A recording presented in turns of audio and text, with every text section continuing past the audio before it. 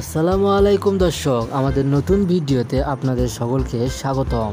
সরকার পতনের সঙ্গে সঙ্গে এবার সব ধরনের অপকর্ম প্রকাশ পাচ্ছে আওয়ামী লীগ নেতাকর্মীদের। আওয়ামী লীগ নেতাকর্মীরা কী অন্যায় অত্যাচার করেছিল, সে সব অন্যায় অত্যাচার এবার প্রকাশ পেয়েছে।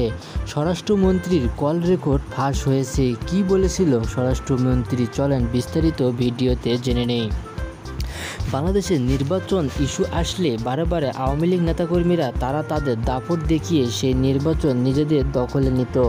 এমনকি যতবারই দেশে সুষ্ঠু নির্বাচন হওয়ার কথা ছিল, সেই সুষ্ঠু নির্বাচনের বদলে বারে তারা শুধু দেশে বিশৃঙ্খল নির্বাচনই করেছিল। কেননা যদি সুষ্ঠু নির্বাচন করে তাহলে তো আওয়ামী লীগ নেতাকর্মীরা কোনোভাবে জয়লাভ করতে পারবে না।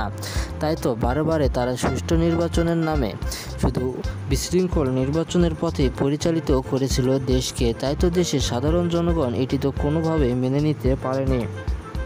সাধারণ জনগণ চেয়েছিল যে দেশে যেন সুষ্ঠু এবং অবাধ নির্বাচন অনুষ্ঠিত হয়, কিন্তু সুষ্ঠু অবাধ নির্বাচন করতে কোনোভাবেই প্রস্তুত ছিল না আওয়ামী লীগ নেতাকর্মীরা।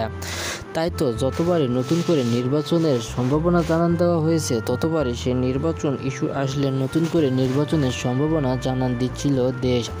একটি দল কিংবা একটি রাজনৈতিক নেতাকর্মীরা যতবারই চায় যে একটি রাজনৈতিক দল কিংবা একটি রাজনীতিক নেতাকর্মীরা কোনোভাবে চায় না যে সে দেশের কিংবা সে দলের কোনোভাবে পতন হোক, কিন্তু ছাত্র জনতার কাছে সে দলকে কোনোভাবেই মাথা তুলে দাঁড়াতে দেয়নি। ছাত্র জনতারা পারে না এমন কোনো কাজ নেই, তা এবার হাতে নাতে প্রমাণ করে দিল। প্রতিটি ক্ষেত্রে যেখানে বাংলাদেশের নির্বাচন আসলে একের পর এক বিশৃঙ্খল পরিবেশ সৃষ্টি হচ্ছিল, সেই সব বিশৃঙ্খল পথ থেকে এবার দেশ পুরোপুরিভাবে মুক্তি পেল।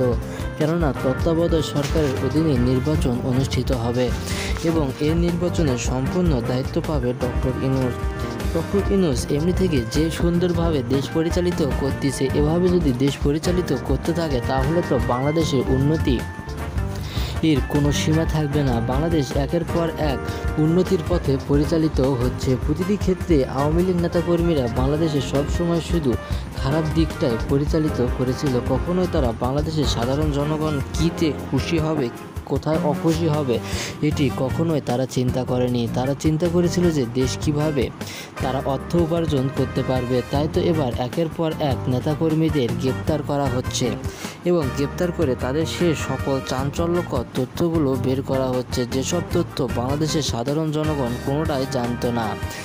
স্বরাষ্ট্রমন্ত্রী, প্রধানমন্ত্রী কিংবা রাষ্ট্রপতি সকলেই যে কিভাবে দেশ পরিচালনা করতো এবং দেশের মধ্যে যে কী ধরনের বিশৃঙ্খল পরিবেশ সৃষ্টি করতো, তা তো তারা ভালো মতোই বুঝতে পেরেছে। তাই তো এখন সকল নেতা